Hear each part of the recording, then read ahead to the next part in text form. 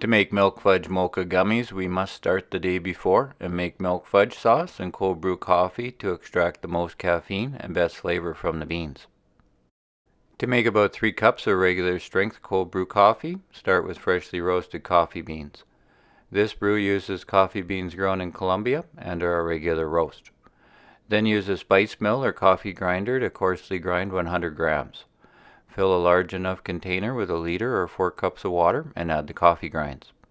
A 2-liter wide-mouth mason jar is a good size to brew the coffee in, and a tight-fitting lid allows the brew to be easily shaken a few times while the coffee brews in the refrigerator for about 20 hours.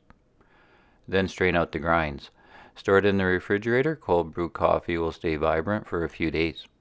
Milk fudge is a silky smooth milk reduction fudge sauce.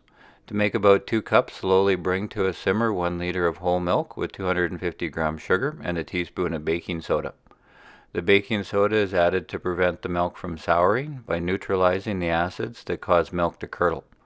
This also may cause the milk to bubble up more than usual, so use a pot big enough to avoid boiling over and stir to make sure the sugar dissolves into the milk.